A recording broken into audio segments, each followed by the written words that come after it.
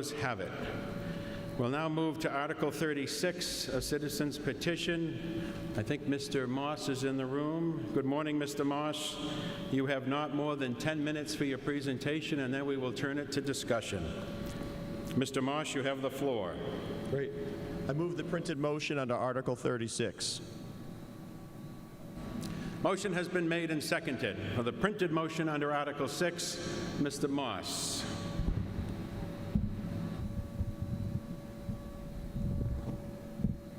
Okay, ready to go? Oh, yes, sir.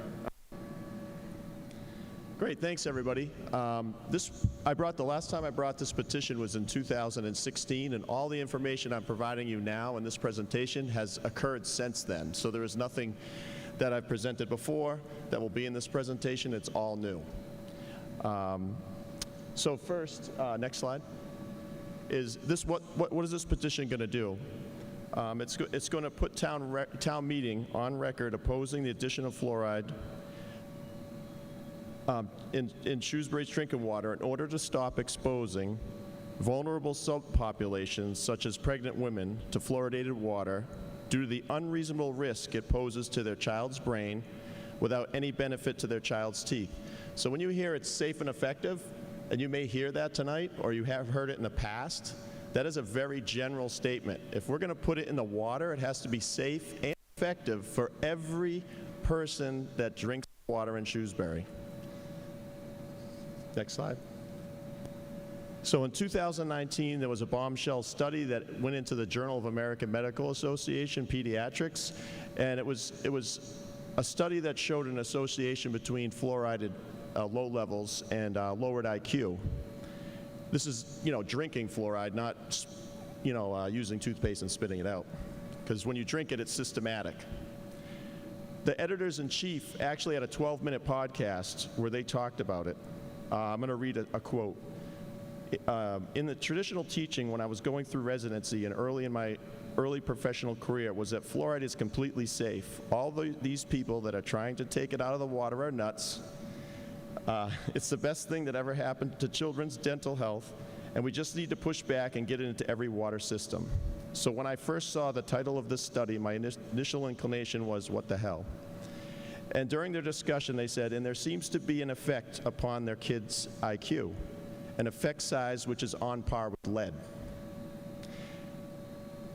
They also stated, the question that needs to be asked to every pediatrician, scientist, and epidemiologist is what they're going to tell pregnant women who said, the editor-in-chief, who says that he will advise his pregnant friends and family to avoid fluoridated water. We can't tell them to wait years for another study. They have to decide what to tell their patients now. Next slide. So luckily we've had this lawsuit, federal lawsuit against the EPA. This lawsuit has been going on since 2016 and is still going on. And during that lawsuit, next slide, what I'm going to do is I'm going to show you all of the information that came out under oath from the CDC and EPA during the trial. When under oath, that's at risk of perjuring oneself. So you might hear different when you hear from the marketing, promotional materials that you hear coming from the CDC and EPA is different than what you're going to hear, because most people don't want to go to trial because discovery is where you hear what you don't want to hear because you're under oath. So I'm going to go through each one of these. Next slide. So each one of these in my petition, I'm not saying anything in the petition that's not fact that came out during the trial. The EPA admitted fluoride passes through the placenta and gets into the fetal brain. It was in their undisputed fact document in the court. Next slide. The EPA acknowledged that the studies, Bahash, Green, and Till, arising out of the Merck element birth cohorts, which showed an association between fluoride exposure and the risk of neurodevelopmental harm, which is lower IQ and increased ADHD, are the highest quality, most reliable studies to date on the subject. I am not cherry-picking studies. These are the studies that the EPA itself, in this court document, state. In particular, the studies arising out of the Merck element birth cohorts were all published after the EPA had denied plaintiffs' petition, and this lawsuit had already been filed. That was back in 2016. Importantly, even EPA acknowledges that these studies are the highest quality, most reliable studies to the date on the subject, which is neurotoxicity of fluoride. These are all information of the EPA admitting. Next slide. Here is the judge presiding over the federal trial. So much has changed since the petition was filed in 2016. Two significant series of studies, respective cohort studies, which everybody agrees is the best methodology. Everybody agrees that these were rigorous studies, and everybody agrees that these studies would be part of the best available scientific evidence. The EPA appears to have applied a standard of causation, which from my read of TSCA is not accurate. It's not a proper allocation. It's not the proper standard. I don't have to get up here and prove that fluoride causes a lower IQ. There just has to be an unreasonable risk. And what EPA was doing was saying, well, for everything else, it's an unreasonable risk, but for fluoride, you know, where's the proof? Next slide. So here are the 4 studies since 2016, all new, all NIH, National Institutes of Health, U.S. government-funded studies, multi-year, multi-million-dollar studies, all showing an association, each one repeating the results of harm or a link to harm. Those are the studies they're talking about. The EPA says 4 studies. Next slide. So here's the chief scientist on fluoride being deposed in the trial. Question, and you would agree that this study further supports the need for reassessment of current safety standards of fluoride in the United States? Answer, yes, it's one of several, meaning these studies. Next. These are the CDC admissions in the petition. Next slide. So here's the director of oral health from the CDC. Under oath, under risk of perjury, has to tell the truth. Question, so the CDC's conclusion in 2001 is that they had good evidence, high quality evidence to show that fluoride supplements do not provide a benefit for children when given during pregnancy, correct? Answer, yeah, when given to pregnant women. He also said, we have not found evidence that shows benefit to the child if community water fluoridation or some other form of fluoride is suggested to the mother. So they have no evidence, zero, that says it's beneficial to the fetus. The CDC is not aware of any evidence demonstrating benefits from consumption of fluoride during the first 6 months of life. So he continues the questioning, saying, what about an infant? Is the CDC aware of any evidence demonstrating benefits from consumption of fluoride drinking water during the first 6 months of life? Answer, we are not aware of any evidence, zero. This one is super important, this next one, because we're talking about worrying about being effective. This is safety. Question, so CDC does not have any data on the tolerable upper fluoride intake for neurotoxic effects on children? Answer, right. That means they have no data, no studies, no science that says the safe level. So they can't say it's safe because they've never done a study. They don't have any science. Nobody's done a study. They're not aware of any. Next slide.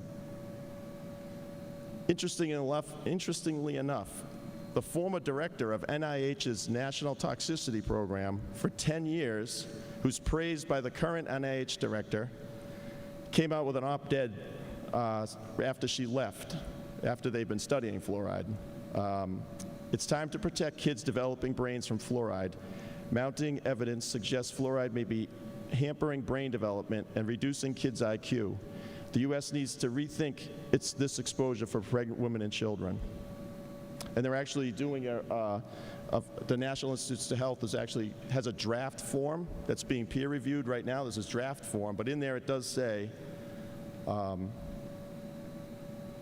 NTP concludes that fluoride is presumed to be a cognitive neurodevelopment hazard to humans. Next slide. We're in the minority. Everybody in our area doesn't put fluoride in the water.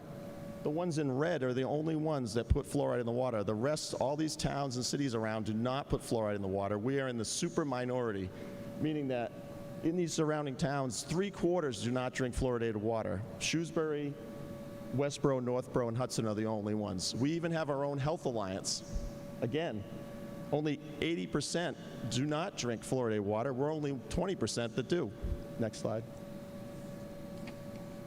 People will say, well, look around. All of us have been drinking it our entire lives, so we're all fine. That's not the way science works. One of those studies, one of the authors of those studies that the EPA says is the best science out there on this, put together this information. which is the population-wide impact. It drops 5 IQ points, right, if you are exposed in pregnancy as a fetus. A 5-point drop in IQ results in a 57% increase in the number of children that are challenged from 6 million to 9.4 million. A 60% decrease in the number of children that are gifted from 6 million to 2.4 million. So you can see the top one is where everybody is in the bell graph. Move that 5 points, we don't notice it.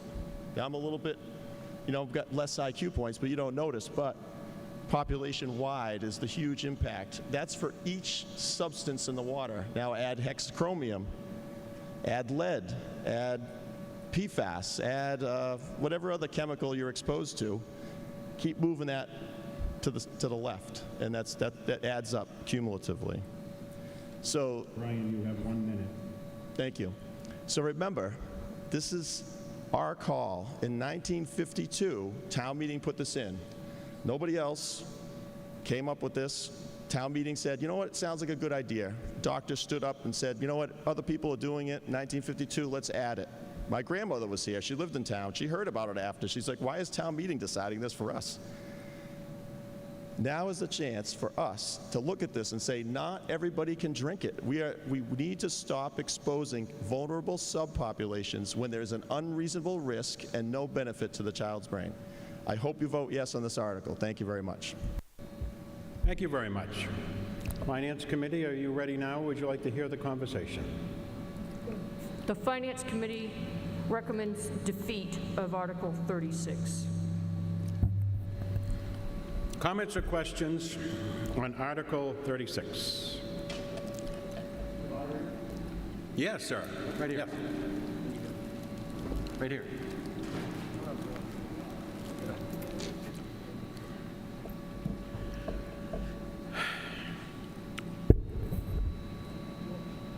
Hi, I'm Andrew Cherniak, Precinct 1. I am a PhD biomedical researcher with many years of experience. I've published 140 peer-reviewed papers. Even though I have this experience in science, I am not an expert in fluoridation water. In fact, unless we have someone in this meeting who's a public health official or a neuroscientist, I don't think we have anyone who's an expert in this image. Often our science leads us into areas that we're not experts in. So what do? We go to the library, we read up as much as we can, we call up the experts on the subject, we invite them to give seminars. If we have money, we actually go see conferences on that subject. What I find about this proposal extremely misfortunate is Mr. Moss is asking town meeting to have an effect that could cause an effect on the dental health of people in Shrewsbury without us having the ability or having to do the homework on exactly what science is telling us on this. I find Mr. Moss's very concerning, but he left out a lot of things. First of all, most of the towns in Massachusetts, majority of people in Massachusetts are getting fluoridated waters. Second, the National Toxicology Program of NIH has declared fluoride a neurotoxin in levels much higher than what we do when we fluoridate water. In fact, a few months ago, the National Academy of Sciences, Medicine, and Engineering, which is the premier group of scientists, physicians, and engineering in the country, what they've done is they've commented on this, and they made it clear that the National Toxicology Program therefore should make it clear that their monogram cannot be used to draw any conclusions on low fluoride exposure concentrations, including those typically associated with drinking water and fluoridation. Given the substantial health implications of various fluoride exposures, comments and inferences are not based on rigorous analysis and should be avoided. The study that Mr. Moss quotes took place in Canada. And the Canadian government has recognized that this study is of great concern. The Canadian government, several decades ago, formed an agency called the Canadian Agency of Drugs, Toxicology, and Health. They've extensively reviewed the data, including the article that Mr. Moss talked. They've pointed out there's several issues in the article that Mr. Moss didn't address, such as there's cohort bias. In addition, there are many other studies that have been published that have shown no effect on fluoride and IQ at the levels that we fluoridate our water. This again was left out of Mr. Moss's presentation. They concluded that the findings identified in the study in the review provided weak evidence and should be interpreted very carefully. Given the multiple alphabet limitations, this among other evidence, the Canadian Agency of Drug Technology and Health review of dental caries and other health outcomes on CWF, which has determined no association with IQ and cognitive effects, should be considered. This identified study should be viewed as part of research to investigate possible associations between fluoride exposure and neurological evidence in children. Together with a larger body of evidence on this topic, further well-conducted research is needed to reduce the uncertainty. You know, I'm new to town meeting, and I think last year we were discussing the town zoning, the town center zoning, and Mr. DePaul said, it's a terrible idea for town meeting to make zoning changes on something that's been studied. What I'm going to tell you is I think it's a terrible idea to make public health decisions based on 10 minutes presentations. I applaud Mr. Moss for bringing up current studies, but if we're going to do this right, we should study this carefully. We should review the literature. We should invite the scientists who made these studies and question them about these results. We should ask the experts who continually recommend fluoridation of water why we should do this. But to do this right now is not a great idea and not a way to make an informed decision that the people in Shrewsbury want us to make. I recommend voting against this proposal. Questions? Mr. Moderator, can I make just a 30-second comment on process? Oh, just hold up, Brian. You'll have a chance. Someone in the way back who I haven't seen today. Way back. No, that's you. Mr. Moderator, we have a couple questions in the back room. Oh, very good. I'll call on you on one moment, Bob.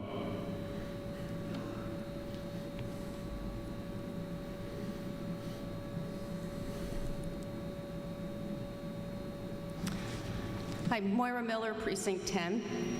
I'm disappointed that Mr. Moss has asked us to discount and eliminate what is our local experience with this. I've yet to see in any presentations any data or evidence to support removing fluoride from the water system in terms of the local programs that we have here. 1953, yes, Shrewsbury instituted fluoride in the water. So that's 63? No, I'm 65, 67 years, whatever it is, not a math quiz, of experience. And I think it is important for this body and people listening at home to consider their experiences. A lot of people in this room grew up in Shrewsbury drinking this water. I offer my own evidence. It happens to be my daughter. She is a product of growing up drinking fluoridated water. She graduated from Shrewsbury High School as an honor student. She attended BU and graduated summa cum laude, so she clearly has not experienced any IQ issues. Fortunately, she does not have neurological issues or ADHD. I know there are many children and people who experience this, but again, no evidence has been presented that those conditions in those people are a direct cause of fluoride in the water. I would submit that there is much local data as evidence to support that the fluoride program has been successful in Shrewsbury. It's been successful for our children and will continue to be successful for our children. And I would support defeat of this article. Deputy Moderator Bob Ryan in the other room. I'm so Oh. sorry. Can I make one more point if I'm not out of order? Go ahead. It's an important one. Go ahead. My daughter is 29 years old, and as of her most recent dental appointment, she has never had a cavity in her life. I now call him Deputy Moderator Bob Ryan, and who is in an adjacent room, to give the microphone to an individual for a question. Hi, my name is Catherine Rajwani, and I live in Precinct 7. We have a lot of feedback here. We might just want to turn down the volume. What? Okay. We had some feedback. I just wanted to fix that. Can anybody hear her, by the way? No, okay, we cannot hear you. Bob, get her closer to the microphone or something. That Mr. Moss had been only presenting studies that had come about since 2016, so new evidence. I don't think those are, and there were 4 examples of new studies which I believe had been going on for a significant period of time. And that those studies proved that women who drank fluoride in drinking water, I think similar to the levels in our town, there was an effect on the children of the women who had been exposed to fluoride. So my understanding is that the levels of exposure were similar. These were new studies, but more important, Brian wasn't getting up and just presenting the studies. He was actually presenting evidence from a federal lawsuit that's been going on for the last 5 years. And I bring that up because I'm a litigation attorney. I have a background in chemical engineering. I followed the trials as well. And the statements that he was providing were from the EPA and were from the CDC when they were questioned about the studies and about the practice of community water fluoridation and whether or not that could be justified as a safe practice for pregnant women in view of all of these studies that were coming out throughout the lawsuit. And I think he did a really nice job of summarizing the evidence that was presented in that study. And I think the first person who got up and commented said, well, we're not experts, and so, we can't weigh in. A couple of things on that. First, the foremost experts were at that trial. They were actually on both sides, and they were presenting significant evidence on this very issue. So it's not that this hasn't been, tried. It hasn't been, discovery and expert presentations. That's exactly what Brian was talking about.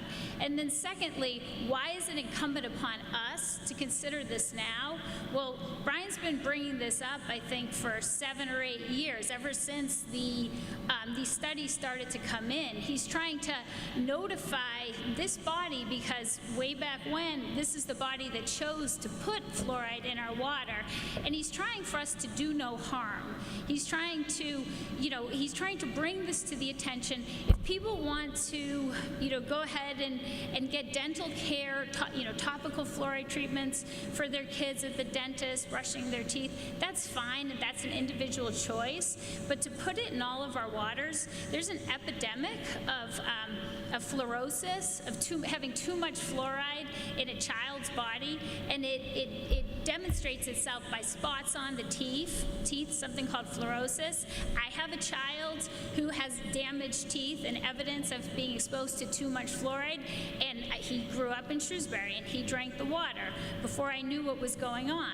As soon as I did, we went ahead and sourced our water somewhere else. We pay an extreme, a pretty significant amount of money every week to try and mitigate the effects of his exposure to fluoride. So I think as a town, we could save money by not putting this chemical in. I think that, the lawsuit that's going on and the evidence that's coming out, I don't think we can any longer turn a blind eye to what's going on. And I think it's time for us to finally take this neurotoxin out of our water. Thank you. Okay, thank you very much. Mr. Vigent from the Board.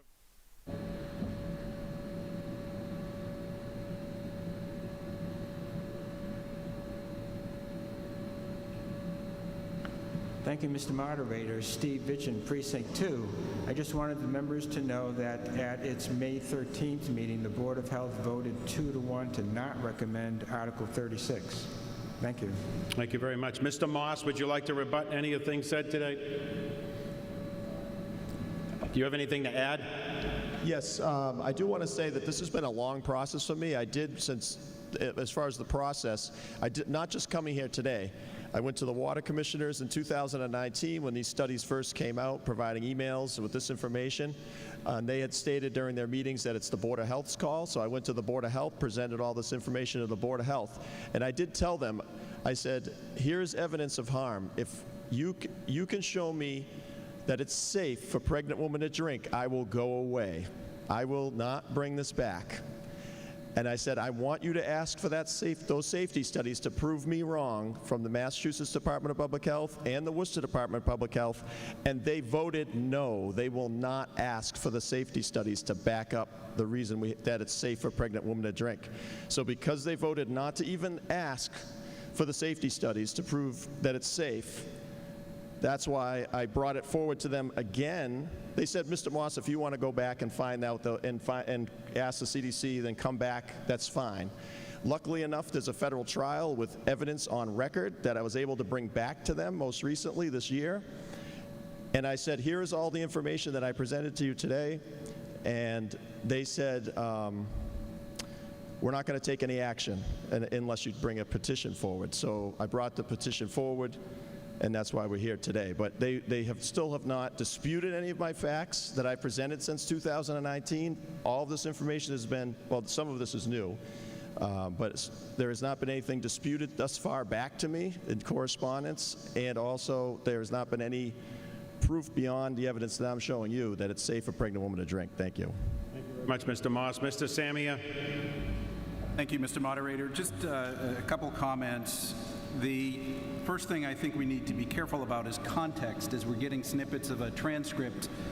As anyone knows that in a litigation, in a trial, you're going to have probably hundreds upon hundreds or thousands upon thousands of pages. So I think it's really tough to get context. For example, someone could ask you, hey, did you grab your neighbor? And you say yes, you're going to get a reaction, or yes, because he was about to fall. So I think where I'm lacking context out of litigation, you can always find things in a transcript which can cut either way. Where I've looked at is, the Canadian study has been brought forward, and after that, looking at the major health entities that are out there, looked at that study. The CDC, the American Dental Association, the American Dental Hygienists Association, the American Academy of Pediatrics, all have looked at this information, and they still continue to believe that fluoridation in water is, as the CDC has said, one of the great public health achievements in the 20th century that's continued now. This study, I think, if we want to act on this, it would require, in my opinion, more information from health professionals as well, because I could go through point by point the research that I had about the Canadian study and why it's not true, why did it only apply to boys but not to girls, or there's just a whole litany of items that are unanswered here. And I don't know and I don't believe that today is the forum to do it. It would be helpful, like the Mass Department of Public Health or all of these, to get their opinions where they are. What was very persuasive for me, though, is a longtime family friend, one of the best dentists I know. He practiced in Worcester for over 30 years, and then he moved up to Maine, where he closed out his practice. And I asked him what he thought, living in Shrewsbury. And he responded immediately and said, do not take fluoride out of the water. I can tell you from a dental health perspective, ultimately, that there was a far difference between Shrewsbury and Worcester, and his opinion is very important to me and matters with this article. And right now, with the information in front of me, it's still not persuasive to me. We have a study, and a lot of subsequent medical organizations have said, yeah, but there are issues with that study. I'm open to more information, but I'd like to hear it from experts. So for that reason, at this point, not feeling that town meeting is right now the form with the information in front of it, but I'd be welcome to information going forward. I'd recommend defeat of this article. Thank you. Town meeting member.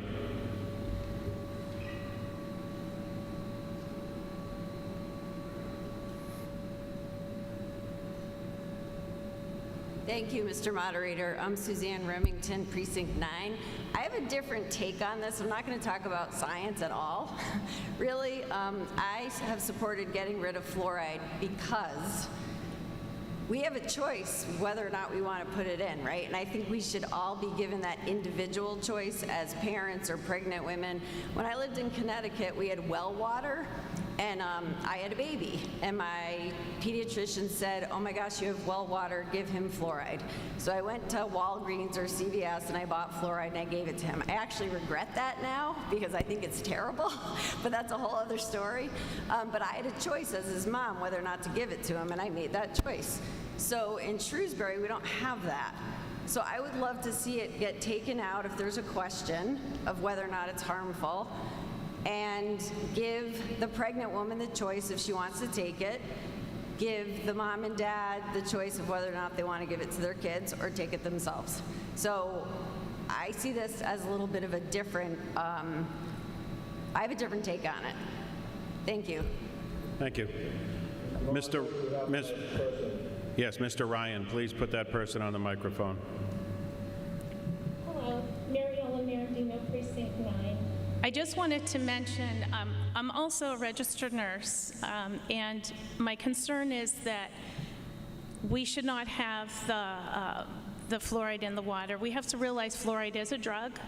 We have to look at what's the dosage, how much is put in the water, how much is affected by children versus adults.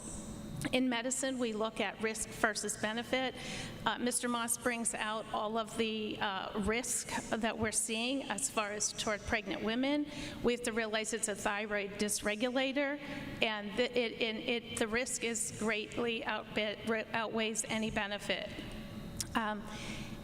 As far as the Finance Committee wanting to defeat this, my question to them is, other than what we see the compelling evidence brought forth today, what other contrasting information do you have to defeat this at this time?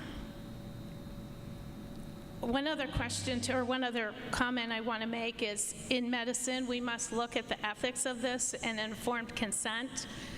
And if we're going to keep it in the water, every citizen in this town needs to know the informed consent. That's the ethical part of this, because it is a drug, so we must remember that as well. Thank you. Missing someone, Ms. Delgado, perhaps, behind the camera? Thank you. Nice job.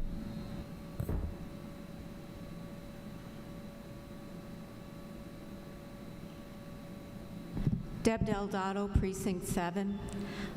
There is information in a pediatric journal that this needs additional study, that no decision has been made. I have experience working in the dental profession many, many years ago. I worked at Quinsigamond Community College. The difference between seeing young children that were in a fluoridated community versus someone in not a fluoridated community is night and day. To see young children with mouths full of cavities because they did not have fluoride in their water while their teeth were developing. It doesn't just happen when your teeth are in your mouth. It happens you get the strength from the fluoride when your teeth are developing. And not all families can afford to buy the supplement. It really makes a difference. It is heartbreaking to see these young children with all these cavities that hurt. And then many families don't have the means to take them to the dentist because they don't have dental care. Thank you. Thank you. Further comments, questions on this article? Mr. Moderator, we have another speaker. Mr. Ryan, you're quite busy. Go ahead. Hi, my name is Naomi Halpern, and I'm in Precinct 9. I think everybody agrees that we need to see more studies, and Brian's presentation definitely showed that there's a lot of concerns that we need to look at, and it seems to me that it makes the most sense that we should take it out and get more information so that we can... Closer? Closer? Okay. So in order, we need to see more studies, but while we're doing that research, we should be taking it out, because clearly some real risks and concerns have been raised. So we should take it out, look at the information, and then we can decide whether or not we want to put it back in. In the meanwhile, one-size-fits-all medicine is a very dangerous game. We're not looking at dosage, and until we have this information, we should take it out. Thank you. Paulo. Moderator. I'd like to address some of the statements that Mr. Moss made in his presentation. First, I talked to Dr. Joyce Donahue, who was quoted in the presentation for over 2 hours over a couple of days. She is the head of, I don't know what the right word is, but anything in the water, a mineral, a fluoride, could be lead, anything. She's in charge of that at EPA. I asked her about that statement that was made, and she said, yes, she made it. It was one question in a 7.5-hour deposition, and in only a deposition, where there was no chance to follow-up questions from her attorney. So 7.5 hours, we have one statement. She also told me that that discussion was part of a study that she worked on in 2010. So it wasn't, they weren't even talking about current studies. The monograph that the op-ed piece that was written by Drs. Birnbaum and Lampier, it's called a monograph with a name about half a mile long. And what it is that they're referring to is a study that was approved in 2015. It was first submitted in 2016. The National Academy of Sciences reviewed it, sent it back in 2017 because they had multiple concerns and issues, among them potential bias and referring to bad animal studies. So the people who did the study resubmitted in 2019. And I asked... Is Mr. DiPaolo speaking as a selectman and Water Commissioner or as a town meeting member? I don't know. I'll ask him. Mr. DiPaolo, what role are you currently playing? I think I'll take selectman, seeing we are involved in water, even though we don't include fluoride. Selectman, Water Commissioner. So anyways, it was resubmitted again in 2019. National Academy of Sciences reviewed it again and sent it back for revisions. In September of 2020, the NIS reviewed it again, and now their comments haven't been issued. This is not a published study yet. And what it is not any kind of a, it wasn't an actual study. What it was a study that made a compilation of all the information that they felt was relevant to the fluoride issue. So what they were doing was just taking everything, essentially putting it in a book. They're putting it in one place. They didn't do any actual studies with people. They read data, they read reports. The Canadian study, which Dr. Donahue reviewed, but she usually gets a chance to review before they're submitted, This one, she didn't, but she got a chance to review it after. And yes, she said she thought it was a good study, but she also had concerns, and she questioned how they used the data. So this isn't a pristine study that everybody in the world agrees with. I can tell you I have pages from experts with comments criticizing that study. Sure, okay. I won't, just real quickly. They didn't control for consumption of the pregnant women when they tested the fluoride levels in their urine. They only tested the pregnant women 3 times over the course of their pregnancy.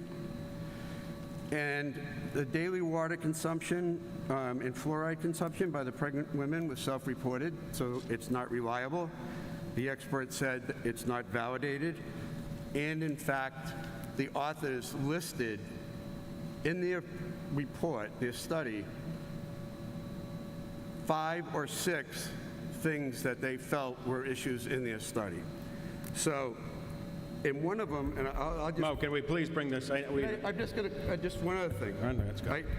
I've been studying this for so long, with so many hours, I could go on for 2 days, and I know Jim won't let me, but the final thing I'll say is, there is a study out of New Zealand that has been following a birth cohort since 1972 in fluoridated and non-fluoridated areas and haven't been able to show a link between IQ and fluoridation. So the point is, there's a lot of information out there, and I don't think any of us, almost any of us in this room, certainly not me, have enough education and experience with this stuff to know what is correct. Nothing is settled yet, so that's my point. Thank you, Mr. DiPaolo. Ms. Hollenbach.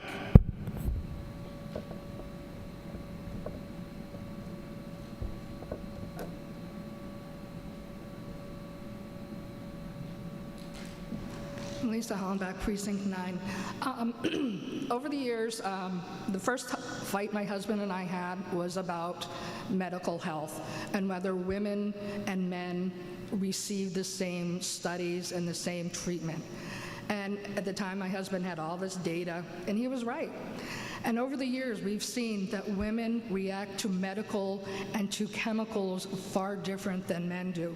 And women are starting to now to be actually included in clinical studies, whereas before it was never really a factor. The other thing is we're now finding out that people of color are often, maybe intentionally or not intentionally, excluded from these studies. So what Mr. Moss is pointing out is a population of women who are most likely to be excluded from some of these studies past and maybe even present. And the other thing is with what Ms. Remington said is that, you know, it should be a choice. The other thing is we've heard anecdotal studies here from, you know, water and all this stuff. So my kids are, you know, grew up in Shrewsbury too, and I'm not even gonna, you know, so we have autism, we have ulcerative colitis, we have nonverbal learning disabilities, we have going on and on. That's genetics in my case. But the point is, when you start looking at those things, it's anecdotal. Another anecdotal thing is my husband grew up in New Jersey in a town that did not have fluoride. He never had any cavities until he was 30 years old and had been living in Shrewsbury for almost 3 years is when he got his first cavity. So, you know, we can throw out all this anecdotal stuff, but at the end of the day, you know, we need to start considering that the data is changing and that the consideration of who the test subjects and where the information is coming from, what their gender is, and whether they are people who are able to be pregnant. And so, I do ask, backing up Mrs. Remington, that we might consider removing fluoride from the water and allowing people to have a choice. And also communities that often have children with these really bad dental caries and mouth issues are also coming from lower income and socioeconomic opportunities. So there are many other factors involved. Again, it's anecdotal. So thank you. Thank you very much. Further comments or questions? Do I see a gentleman against the Yeah, Mr. Way Moderator, back. we have a new person in the auxiliary room, too. Okay, stand by, Barbara. A gentleman is stepping forward in this room.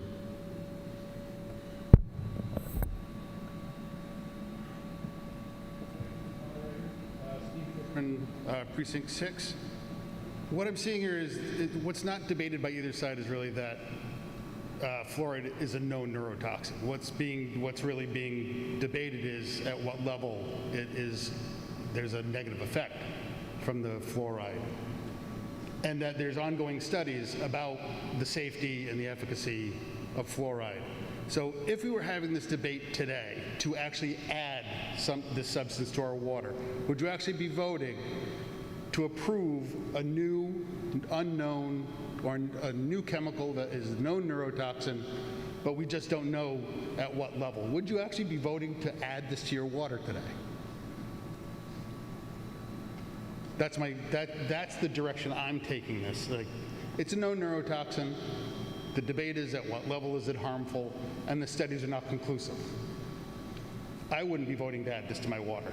So just reverse the question and ask yourself in that direction. Thank you. Thank you very much. Mr. Ryan from the adjacent room. Hi, Sharon Moss, Precinct 8. And I think we have to remember we, as town meeting members, are putting the fluoride into the water. We have the director of the CDC saying they have no state safety studies for pregnant women. I would like to hear from our Board of Health on how they made their decision. Thank you. The Board of Health voted. Mr. Vigent, please step forward and report again on the Board of Health.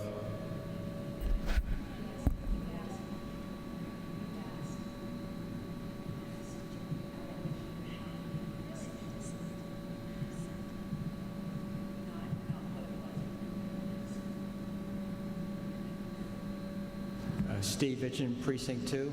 Yeah, at its May 13th meeting, the Board of Health voted 2-1 not to recommend. It was just the opinion of the board members. Dr. Abraham and myself voted not to recommend based on our opinion that it's the governmental public health officials are still recommending the use of fluoride in public water systems. And we can debate scientific studies for all day, but at one point we have to rely on our public health officials to base our decisions, and that's how our decision was made.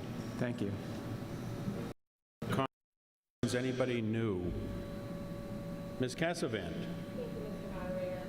I just wanted to go on record, while I respect the amount of research that my colleagues, Selectman Samia and Selectman DiPaolo, have put into the fluoride question, I personally see it as a choice, and I don't believe that we are going to make, or that we have the capacity to really understand all the technicalities and the science behind it as a town meeting. But I do want to say that I believe that while we are trying to make that decision, it should be a choice that people have, and that is why I am not in favor of this article, or I am in favor of this article and not in favor of putting fluoride in our water. Thank you. Questions on this article? Anybody new? Dr. McGee. Dale McGee, Precinct 5. I'm a retired obstetrician gynecologist, and I think the important point I want to make is that this is not the forum for us to be determining what constitutes up-to-date good science. This is not the group that has the expertise. This was not the presentation that I would want to hear before an expert panel. It is a biased presentation that starts off with an answer and then backfills with whatever evidence was felt to be adequate to make the point that they wanted to make. There is in place excellent expert panels that determine recommendations for public health, for guidelines for physicians to use. These expert panels have a very thorough process stretching over weeks involving involving thorough literature reviews, unbiased approaches, and they finally arrive at a recommendation that is based on perspective and experience and evidence. That's in place. If we were here and what was presented was that the CDC, the World Health Organization, the American Dental Association, the American Medical Association, the Massachusetts Department of Public Health all said take fluoride out of the water, I would say take fluoride out of the water. But what we're being asked today is to have what the individuals making this proposal want us to do, and that is to oppose every one of those organizations that I just said. I do not think this is the forum to decide good science. I do not think that we should vote for this. Further comments or questions regarding this matter? Krista.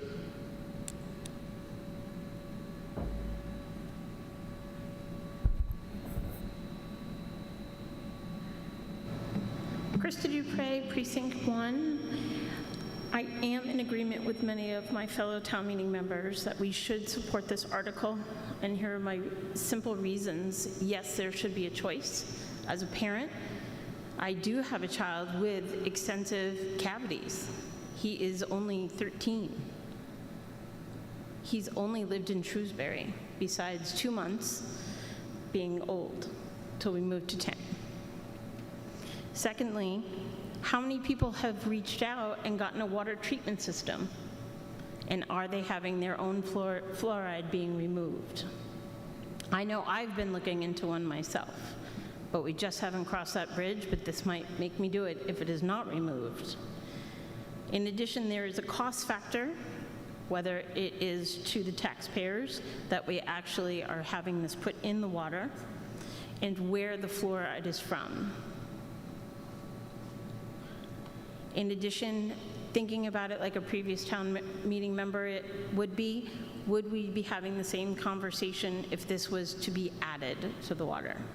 I'm in support of this article. Thank you.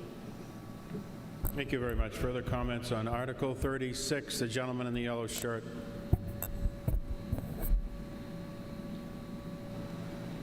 Thomas Pitney, Precinct 5. I'd like to move the question. Motion has been made and seconded to move the question. This motion is not subject to debate, and we will move immediately to it. This will end debate on this subject matter. All those in favor of ending debate shall signify by saying aye. All those opposed? The ayes have it. We now remove to Article 36, return to Article 36, a petition article requiring a majority vote. All those in favor of Article 36 shall signify by saying aye. All those opposed? No. The noes have it. Article 36 does not pass. If I could, as we draw to the end of this meeting, prior to asking for a motion to adjourn, just take 2 more seconds. First, I'd like to sincerely thank Kevin Byrne and Chris Maina for the time they have spent with me over the past several weeks and months trying to make something of a pile of much like nothing. So thank you both very much. I hope I didn't embarrass either of you too much today. 2 further points. I plan to offer a town meeting a proposal and process to adopt town meeting times and free ourselves from Cushing's manual. I think it's time to make the change, but obviously want to hear from all of you. Thirdly, and on the matter of petition articles, I have an opinion that matters brought to this town meeting should have a more direct relationship to the statutory and historic role and responsibilities of our town meeting. Therefore, I simply advise you that petition articles will have to be more directly connected to the activities of town meeting and its roles to be heard before this body during the balance of my term. Again, I thank you for an enjoyable morning on a beautiful Saturday and ask for a motion to adjourn. Motion has been made and seconded to adjourn. All those in favor shall signify by saying aye. All those opposed, we're adjourned.